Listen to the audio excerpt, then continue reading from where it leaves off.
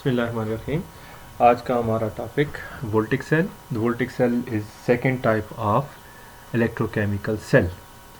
Electrochemical cell में पहला cell type हमने पढ़ी थी इलेक्ट्रोलाइटिक सेल, जो कि इलेक्ट्रिकल एनर्जी को केमिकल एनर्जी में कन्वर्ट करता है, और ये हमारा दूसरा type electrolytic cell electrochemical cell की वोल्टिक सेल है, जो कि इलेक्ट्रोलाइटिक सेल का एक तरह से रिवर्स है कि ये केमिकल एनर्जी को इलेक्ट्रिकल एनर्जी में कन्वर्ट करता है।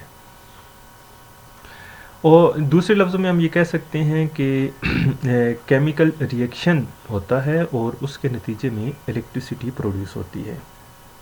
जो रिएक्शन हो रहा होता है इसके अंदर वो स्पॉन्टेनियस रिएक्शन भी होता है, और दूसरा रिडॉक्स रिएक्शन हो रहा होता है, ऑक्सीडेशन रिडक्शन रिएक्शन होता है, और वो खुद ब खुद हो रहा है। यानी जब आप वोल्टिक सेल का सेटअप बनाएंगे तो आप इसके कंपोनेंट्स को आप कनेक्ट करेंगे तो प्रोसेस खुद ब खुद स्टार्ट हो जाएगा। इसके लिए आपको आउटपुट ऑफ एनर्जी की ज़रूरत नहीं है, बाहर से एनर्जी देने की ज़रूरत, बाहर से इसकी हेल्प करने की ज़रूरत नहीं है। खुद ब खुद ये प्रोसीड करके इलेक्ट्रिसिटी प्रोड्यूस करेगा।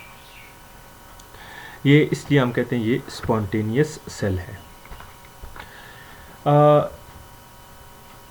वोल्टिक सेल बहुत किस्म के हो सकते हैं। मेटल को नॉन मेटल के साथ, मेटल को मेटल के साथ कनेक्ट करके, नॉन मेटल को नॉन मेटल के इलेक्ट्रोड के साथ कनेक्ट करके हम बना सकते हैं। एक उनमें से बहुत ज़्यादा मशहूर जो सेल है वो है डैनियल सेल। डैनियल सेल में हमारे पास जिंक और कॉपर के इलेक्ट्रोड होते हैं। जिंक इलेक्ट्रोड को हमने जिंक आयन के 1 मोलर सॉल्यूशन में, और कॉपर के इलेक्ट्रोड को कॉपर आयन के 1 मोलर सॉल्यूशन में इंसर्ट किया होता है। दोनों सॉल्यूशंस को हमने साल्ट ब्रिज के साथ हमने कनेक्ट किया होता है, और जैसे ही आप जिंक और कॉपर के इलेक्ट्रोड को कनेक्ट करेंगे, बीच में वोल्ट मीटर लगाएंगे, तो आप ये देखेंगे वोल्ट मीटर डिफ्लेक्शन शो करेगा। और इसमें हम ये देख रहे होंगे कि जिंक के ऊपर ऑक्सीडेशन हो रही होगी, कॉपर के ऊपर रिडक्शन हो रही होगी, यानी जिंक से इलेक्ट्रॉन कॉपर की तरफ मूव कर रहे हैं। तो जिस इलेक्ट्रोड के ऊपर ऑक्सीडेशन होती है दैट इज़ एनोड, जिसके ऊपर रिडक्शन हो रही होती है दैट इज़ कैथोड। तो हमारा जिंक इलेक्ट्रोड एनोड हो गया और कॉपर का इलेक्ट्रोड कैथोड हो गया।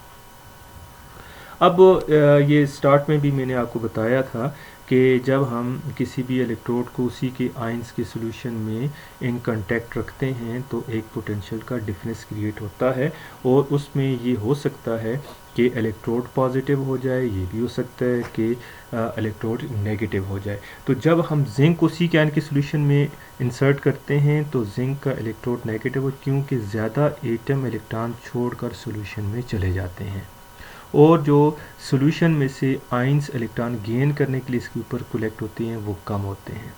दूसरी तरफ कॉपर का जो इलेक्ट्रोड है वो जब उसको हम सॉल्यूशन के अंदर डिप करते हैं तो कॉपर के आयन ज़्यादा इलेक्ट्रॉन गेन करने के लिए इसके साथ चिपक जाते हैं, और जो इलेक्ट्रॉन छोड़कर एटम आयंस के में कन्वर्ट होते हैं वो कम होते हैं, लिहाजा ये पॉजिटिव हो जाता है।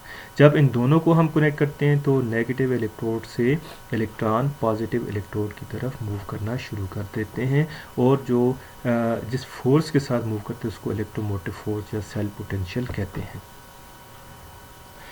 ये जो सेल है इसमें हमने साल्ट ब्रिज लगाया हुआ है। देखें अब टाइम के साथ साथ जब इलेक्ट्रॉन यहाँ से निकलते जाएंगे तो पॉजिटिव आयंस का नंबर बढ़ता जाएगा, क्योंकि इलेक्ट्रॉन नेगेटिव जा रहे हैं।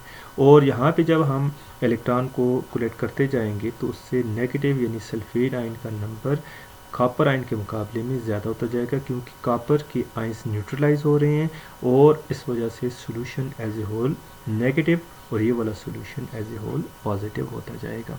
इस वजह से हमने ऐसे करना है कि इन सॉल्यूशन को दोनों को न्यूट्रल रखना है, क्योंकि अगर हम न्यूट्रल नहीं रखेंगे तो ये प्रोसेस थोड़ी देर के बाद रुक जाएगा।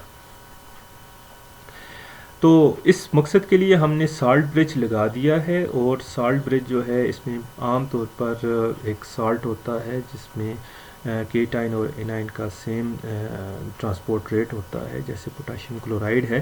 तो जहाँ पे पॉजिटिव आयन की कमी होगी वहाँ पे पोटाशियम आयन चले जाएंगे, जहाँ पे नेगेटिव आयन की कमी होगी वहाँ पे क्लोराइड आयन। तो जैसे यहाँ पे हम देख रहे हैं कि इलेक्ट्रॉनों की यहाँ से ट्रांसफ़र हो रही है, तो ये पॉजिटिव हो रहा है, तो पॉजिटिव यहाँ पे क्लोराइड आयन जाकर इसको न्यूट्रलाइज कर देंगे।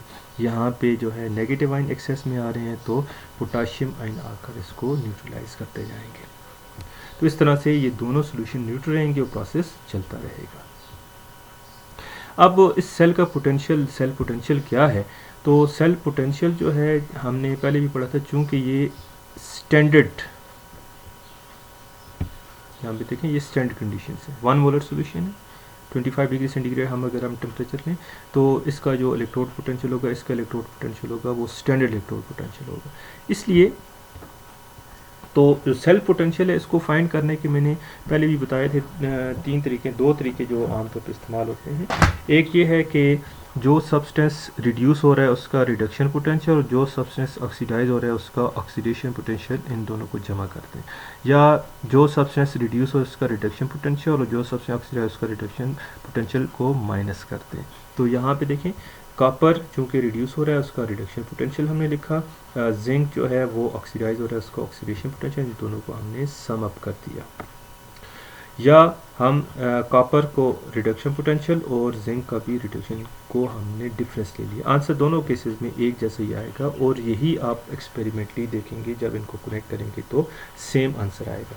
तो ये वोल्टिक सेल हमारे पास second type of electrochemical cell है, स्पॉन्टेनियस होता है, इलेक्ट्रिसिटी प्रोड्यूस करता है as a result of chemical reaction. इसकी बहुत सारी टाइप्स हैं, उनमें से एक मशहूर टाइप जो है डेनियल्स है, उसको हमने यहाँ पे डिस्कस किया। इसका जो सेल पोटेंशियल होता है, जो सब्सटेंस रिड्यूस और जो ऑक्सीडाइज होता है, उसकी रिडक्शन और ऑक्सीडेशन पोटेंशियल को ऐड करते हैं, या जो सबसे रिड्यूस हो उसका रिडक्शन पोटेंशियल माइनस जो सबसे ऑक्सीडाइज उसका रिडक्शन पोटेंशियल आप ले लें, तो हमारे पास आंसर आ जाएगा। तो ये हमारा इम्पोर्टेंट एक टॉपिक था। तो इसमें किसी किस्म के कोई क्वेश्चन हो तो आप कमेंट्स करें, उसका आंसर मैं इंशाल्लाह देने की कोशिश करूँगा। Thank you.